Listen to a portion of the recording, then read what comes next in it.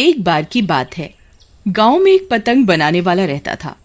15 अगस्त आने वाला था, इसलिए उस पतंग वाले ने अब की बार एक बड़ी सी पतंग बनाने की सोची।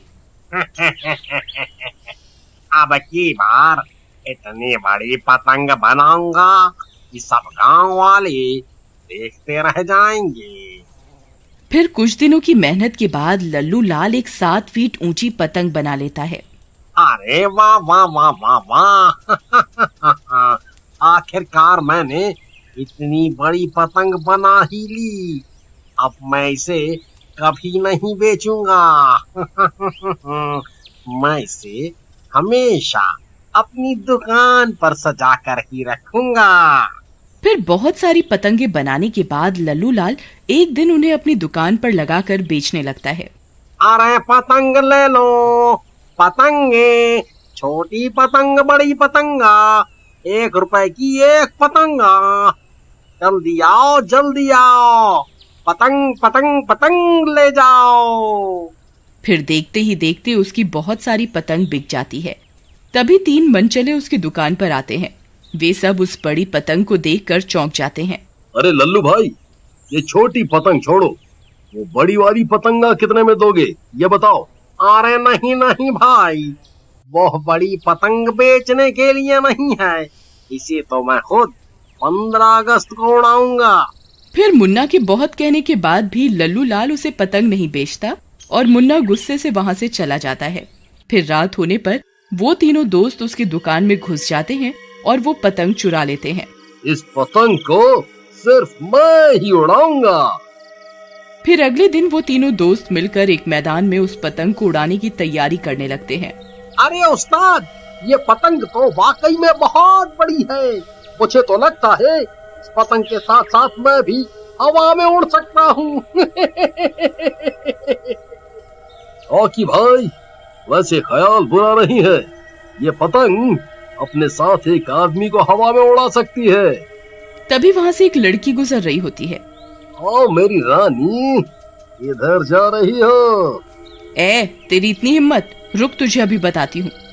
फिर नीलम मुन्ना को एक तमाचा जड़ देती है। मुन्ना गुस्से में आ जाता है।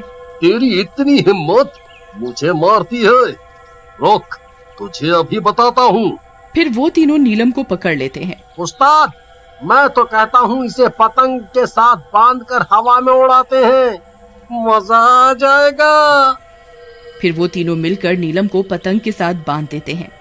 अरे नास मिटो, ये क्या कर रहे हो? मेरी जान लेना चाहते हो क्या? अरे मर गई रे।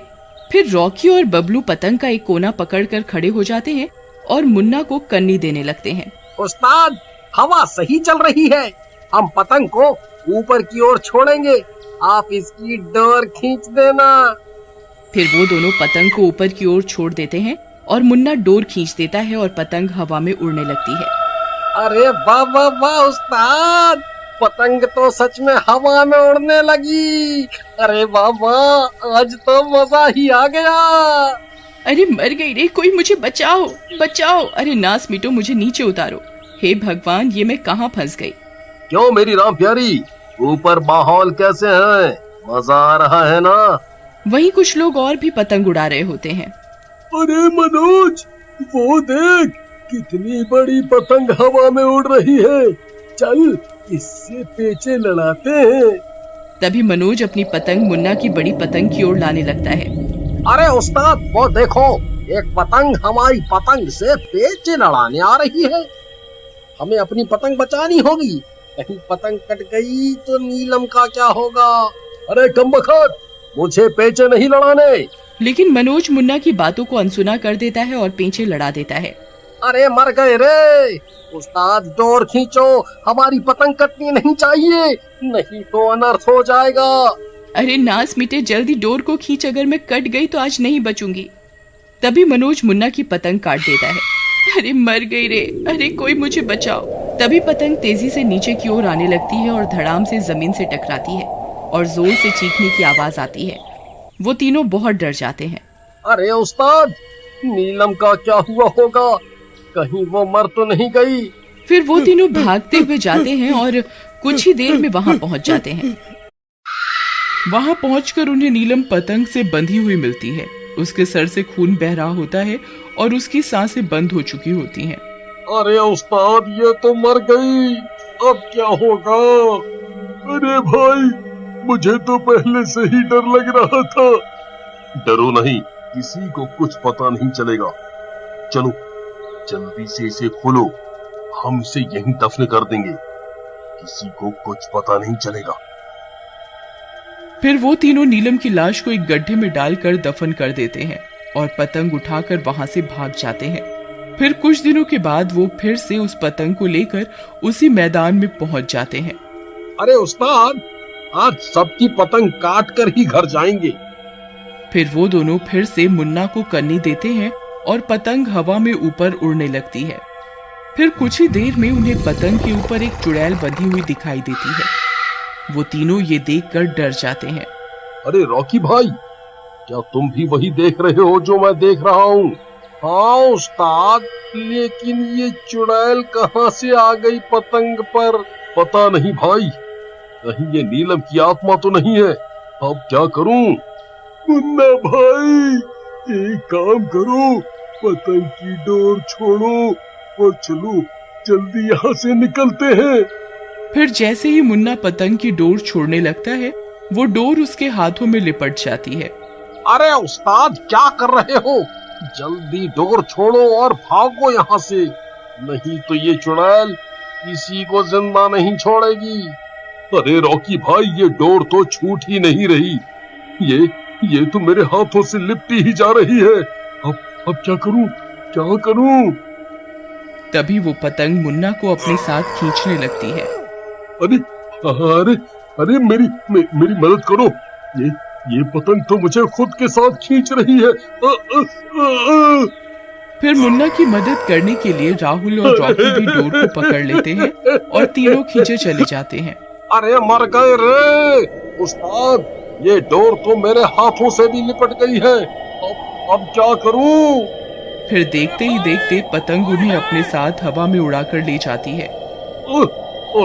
अरे मर गए रे भाई मम्मी, हम नहीं बचने वाले। अरे चुड़ैल जी, हमें छोड़ दो, हमसे गलती हो गई। आई मम्मी। मुन्ना भाई, हम तो आसमान में उड़ रहे हैं भाई। आई हुई मम्मी। नीलम हमें माफ कर दो, हमसे गलती हो गई। तुम्हें माफ कर दूं? तुम्हारी वजह से मेरी जान गई। तुमने मुझे इस पतंग के साथ बांधा था, तुम तीनों की वजह से मेरी जान गई है। अब तुम तीनों भी मरोगे। अरे उस्ताद, अब क्या करें? अगर यहाँ से नीचे गिरे तो हम नहीं बचने वाले।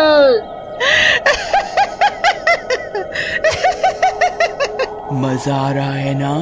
तभी एक और पतंग उनकी तरफ पीछे लगाने आती है। अरे मर गए रे। वो देखो उस्ताद, एक पतंग इसी ओर हमसे पेचे लड़ाने आ रही है। आई मम्मी, अब क्या होगा? रॉकी भाई, अगर हमारी पतंग कट गई तो डोर के साथ साथ हम भी सीधा नीचे जाएंगे। हाय रे, क्या करें? अरे नास मीटे, तुझे कोई और पतंग नहीं मिली क्या पेचे लड़ाने के लिए? किसी और से लड़ा ले पेचे, किसी और से। तभी वो पतंग तेजी से आती है और उनकी डोर काटती हुई निकल जाती है और वो तीनों तेजी से नीचे की ओर गिरने लगते हैं। अरे मर गए रे, अब हम नहीं बचने वाले। आई मम्मी, आई। अरे कोई तो हमें बचा लो। अरे चुड़ैल जी, हमसे गलती हो गई, हमें माफ कर दो। तभी वो चुड़ैल पतंग के साथ वहां पहुंच जाती है और उन तीनों को जमीन पर गिरने से बचा लेती है। अरे बच गए रे। रॉकी भाई, इसने हमें बचा लिया। चुड़ैल जी, आपका बहुत बहुत शुक्रिया।